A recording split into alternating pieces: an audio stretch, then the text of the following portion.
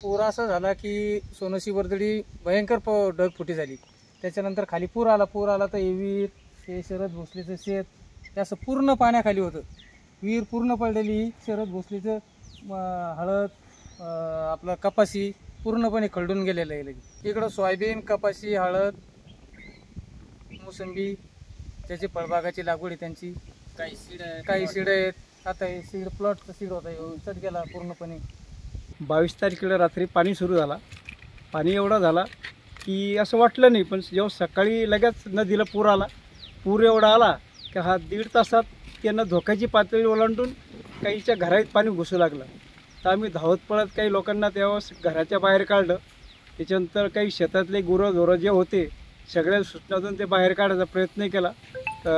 जीवितहानी तर झाली नाही, पण शेतीचं एवढं नुकसान झालं की आम्हाला ते देखवत नव्हतं की बुवा नदीला एवढा पूर आम्ही आमच्या आयुष्यातला पहिला पूर पाहिलेला आहे।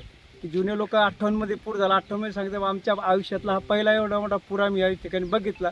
आणि या ठिकाणी एवढं नुकसान झालं शेतीचं की पीक हाताशी आलेलं, खूप खर्च केला शेतकऱ्यांना आम्ही, पण त्याच्यातलं पीक पूर्ण निकामी झालेलं आहे। पाणी म्हणजे इतका पाणी झाला त्या दिवशी की कमीत कमी आमच्या गावाचं 700-800 एकर क्षेत्र म्हणजे लगेच सर्व निकामीच झालं बा, काहीच नाही होऊ शकत त्याच्यात। आम्ही पूर्ण हातातोंडाशी आलेला घास आहे आमचा ह्यो, आणि ह्यो सगळा हिरावून घेतला म्हणजे याला आमचा खर्चच झाला असं। एवढा खर्च झालाय, उत्पन्न 1 रुपयाचं सुद्धा होऊ शकत नाही आता याच्यातून। पूर्ण नदीकाठचं गेलंय, पूर्ण अख्खं 3 एकरावर गेलंय।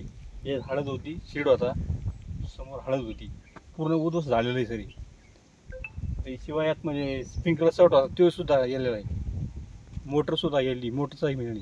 तर कलेक्टर साहेबांनी भेट दिली, तहसीलदार साहेब आले, एसडीओ साहेब आले, आमदार आणि खासदार, त्याच्यानंतर पालकमंत्री सर्वांच्या भेटी झाल्या। त्यांनी आम्हाला सगळ्यांना आश्वासनं दिलेले की बा आम्ही लगेच याचा सर्वे करून तुम्हाला खरडणी वेगळी देऊ बा, हे देऊ। पण आजपर्यंत त्या गोष्टीवर अजून काही म्हणजे सुरुवात झाली नाही। खासदार साहेब आले, आमदार साहेब आले, मंत्री आलते, पुन्हा भेटी सर्वांनी दिल्या, कलेक्टर साहेब आलते, पण अजून काही पंचनामे आमचे झाले नाही।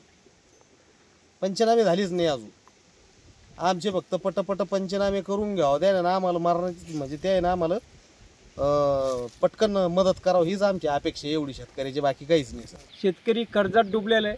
सतत 3 वर्षापासून शेतकरी हा कर्जमाफीची वाट बघतोय, कारण प्रत्येक पक्षानं कर्जमाफी सांगितली, शेतकरी त्यात अडून बसून ह्याची जी शेती आहे ही अक्षरशः ही बाहेरून कर्ज घेऊन दुकानदाराकडून उधार माल घेऊन ही शेती शेतकऱ्यांना उत्साहानं त्यानं उभी केली होती, पण ती निसर्गानं पूर्ण हिरावून घेतली। त्या हिरावून घेतल्यामुळं आज शेतकऱ्याचे फार वाईट दिवस आलेले।